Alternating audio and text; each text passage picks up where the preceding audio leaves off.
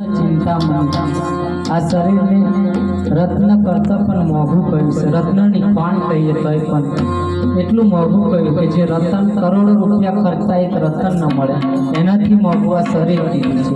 અને આ શરીરની અંદર નરસિંહ મહેતા એમ કહે કે જ્યાં લગી આત્મ તત્વને જાણ્યું નહીં ત્યાં સુધી સાધના સર્વે જોઠી.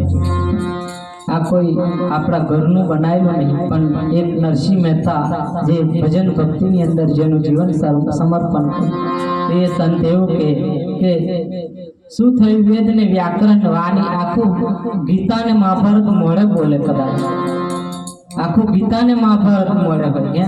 શું થયું વેદ ને વ્યાકરણ થયું કે શું થયું રાગ ને રેણી કીધે આખી રાત હારું ગાય તોય શું થઈ ગયું. શું થયું કે રાગ ને રાગડતા ને ખટ દર્શન કે ભેદ સેવા થકી.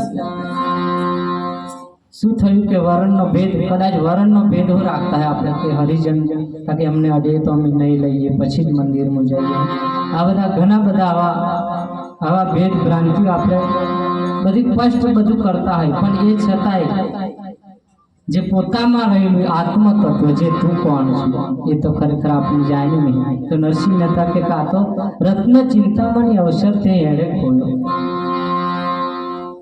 એ છે પ્રપંચ સૌ પેટ ભરવા તના. ભગવાન ભગવાન કરીને કદાચ પેટ પણ ભરતો હોય માગનારા રાધેશ્યામ કહીને આખો દાડો એને ખાવાનું જીવેનું મળી જાય. રાધે રાધે રાધે રાધે, પણ રાધે નહીં જોવાને પણ એનો પોતામાં રહેલો આત્મા ન જોવાનો. એટલે અહીં નરસિંહ એવું કે એ છે પ્રપંચ સૌ પેટ ભરવા તના જ્યાં લગી પરમ પરબ્રહ્મ ના જોયો. અને પરબ્રહ્મ થાય ચારે કે તારામાં રહેલો તું તને ઓળખું તો તું આત્મા એ જ પરમાત્મા છે. આવું આખી દુનિયા વાતો કરે ને બોડાવે વાજી ગયું, પણ આત્મા એ કોની ખબર નહીં. આત્મા એ તું શું કાકે ના હું નહીં. અને કદાચ આત્મા એ હું એમ કે ખરો, પણ પરમાત્મા કોણ થાય અહીંયા આગળ બોલાતું. તો પરમાત્મા કે હું તારાથી કોઈ જુદો નહીં, તું જે કરવું એ તારી જોડે છે. એટલે આત્મા એ જ પરમાત્મા, એથી જુદો રહ્યો મોતકાળ. ભગવાનને તારાથી મોતનો કોઈ જુદો હશે, પણ તને ને ભગવાનને ઓળખું તો.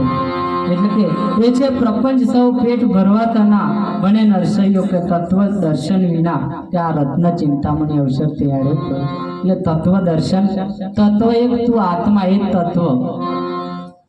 એટલે વેદની અંદર તુહી તુહિત કરી દીધું હે. ચાર વેદ પણ છેલ્લે એવું કહી દીધું કે તુહી તુહી એમ. અને ચાર વેદમાં અલગ અલગ કહ્યું છે, મેં વાંચ્યા નહીં, પણ છેલ્લે એવું લખાને એક વેદે નેતિ નેતિ કહી દીધું. નેતિ એટલે કંઈક નેતિનો અર્થ કંઈક ભગવાન જેવું કંઈક છે. પણ ચાર વેદો છૂટા થઈ ગયા સાહેબ તારામે. જેમ કે ચાર વેદને લખનારો માણસ હતો બાવ. ચાર વેદને લખનાર એકો ઋષિ મુનિ માનવ હતો નહીં. ચાર વેદ ઓનામાંથી પ્રગટ થયા અને આપણે એ વેદની મય બેઠા. તો હવે વિચાર કરો કે આપણે ઊંધા બેઠ્યા કે સત્તા. જેમ કે લખાણ તો અહીંથી થયું છે. ચાર વેદનું ગીતા મહાભારત જે કોઈ લખાણ અહીંથી થયું છે અને રચના બધી અહીંથી થઈ છે. અને એટલે મને રત્ન ચિંતામણી કહ્યું, મોગામાં મોગું. કેમ કે અહીં તો કહી દીધું હરાળ પુરાણ મળે હોય તોય શું થયું એવું કહ્યું, જ્યાં લગી આત્મ તત્વ છે.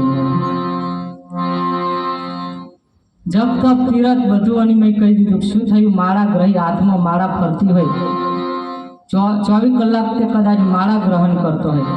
તિલક ને ટપકો તુલસી માળા બધું એના ભેખ થયેલ હોય, પણ કે શું થયું ગંગાજલ પાન પીવું. ગંગાથી કદાચ નાતો હોય તોય શું થયું. કેમ કે ગંગા નાયા શરીરનો મેલ કાઢ્યો પણ મનનો તો જો ના. તન કો ધોયા મગર મન કો ધોયા નહીં, તો ગંગા નાને સે ક્યાં ફાયદા.